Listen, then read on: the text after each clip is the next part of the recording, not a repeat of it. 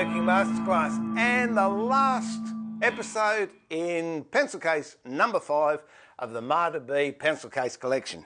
That's this one here, which of course is the forerunner of this one here, which will be the final in the Pt.3a collection. Now, hello to all my Patreon supporters out there. Thank you very much for your support, and I hope you're enjoying the series so far. And don't forget, you can download the full extended version of this video when I upload it to my Patreon page. And if anyone out there would like to know how to do that, click onto my Patreon page right there, and the details are there for you to join up, give your support to Woodworking Masterclass, and get to see extended versions of the videos I'm now putting up.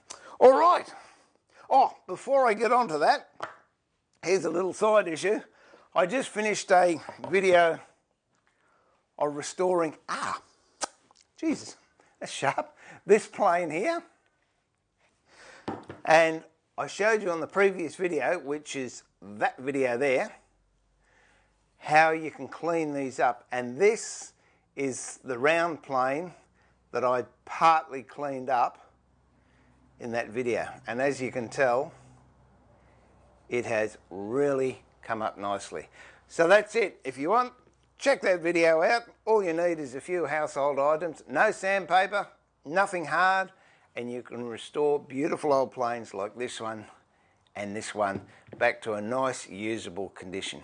And they're a joy to use. And this one, as I said before, I'll be using this on the William Davis cabinet. So Billy, look out for that one. Alrighty, back to the pencil cases. Last episode, we started using the templates that we made in episode 1.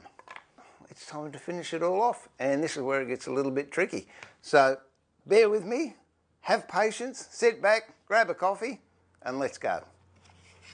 First things first, we can glue the bottom on to the pencil case.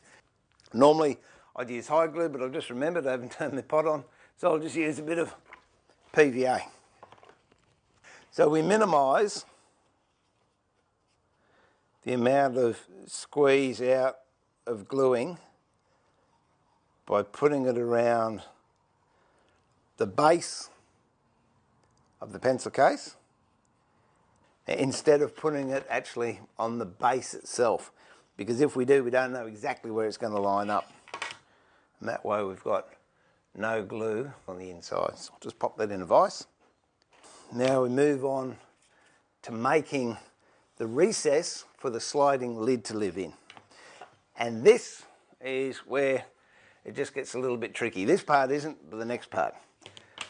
What I'm using, again, good people at Pt.3a have lent me another router bit to try out, and this one is a mitered router bit, 45 degrees, and that's what you'll need. So the height of this, the bearing has to run on the ply template, and the cutting edge has to finish cutting right on the edge of the timber, but start down here. So I've got a miter from this edge up to this edge, and there's no flat spot. So the miter actually goes right up to the plywood. The plywood's left flat, and there's no flat portions on this part of the housing. Once you've got the back all nice and clean like that, what we can do is actually sand this part if you want to. The reason I prefer to sand using this board rather than a hand sander or a cork block like this is because here I can sand the whole thing in the one plane. And that's important because I don't want to round over these edges, and I don't want this to be uneven. And I don't want to take too much off. All I'm doing is flattening out the bandsaw cuts, so when we actually glue it onto the body of the pencil case, there's not going to be any gaps.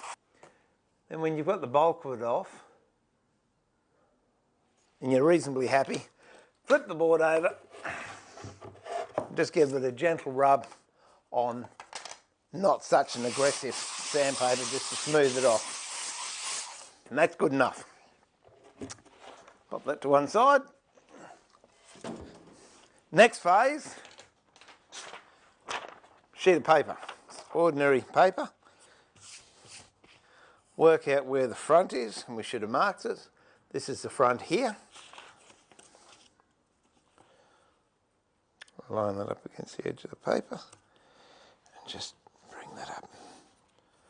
Now this paper is on the downside, the widest part of the mitre. Really high tech. With your finger, trace around the inside of that mitre we've just cut with the router. Take this off.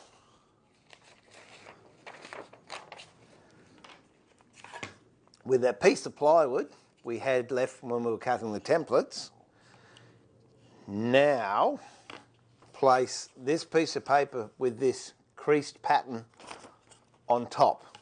What I do, I actually glue these down. You can use just a craft spray adhesive. It's over to the bandsaw and cut this plywood out to this shape. Now that's been cut roughly to shape. And the way to test how close we are is on the downside, turn it upside down and put it into this part here. And you should get fairly close contact on the outside of this bevel against your lid. So I'm fairly close. I'm just going to clean that up with a block plane.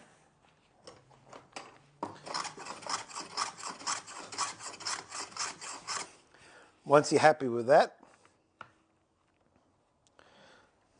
drop it in there and make sure you're just clearing the edges.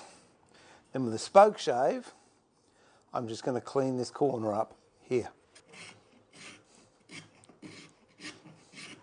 If you don't have a spoke shave, that's fine. You could use sandpaper. Just with the hard side of your cork block, just round it over like that. Once you're happy with that shape, just fit it in. Remember to have this down. The reason I stress that you've got to have this the same orientation all the time is because if we have it this side, if this side's a little bit out, we're going to compound the problem. Whereas if we keep everything lined up the way we took our original measurements, it will be fine. Make sure that you get the front of the top with the front of the pencil case. If you don't, when you put it together, your grain won't all match up and you'll see that you've made a bit of a blue. So line up the marks so you know that you're on the right direction. And then that's the front, this is the front, that's the top, that's the front. Look, I realise it gets awfully confusing. I make no apologies for that. In fact, you can even put that in there and just with the pencil draw where the bull nose goes, and then when you line this up, just have your bull nose about the same place. Pop it in the vise so the glue will stick. Back to the bandsaw, and I'm going to rough cut this blank to the shape of this template. And there it is. It's not cut right up to the edge because now it's back to the router table. Replace that mitre bit we had with a profile follower, and then we'll put the mitre bit back in. There's a lot involved, but it's going to be worth it in the end. Now bring the bearing up until it runs on the pry template, and the blade is just cutting the lid. Now we switch this cutting tool back to the mitre cutting tool. And again, drop the bearing down so it runs on the template, and the cutting edge of the tool runs on the upper edge of the box lid.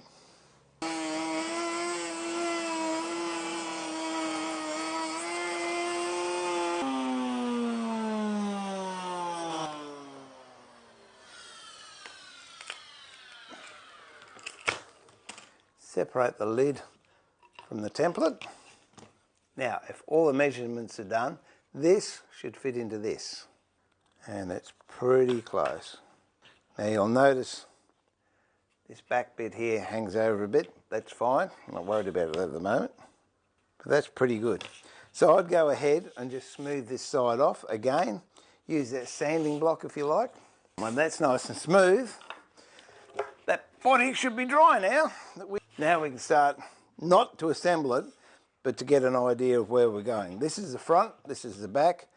How much do you want hanging over the back? And that's a personal choice.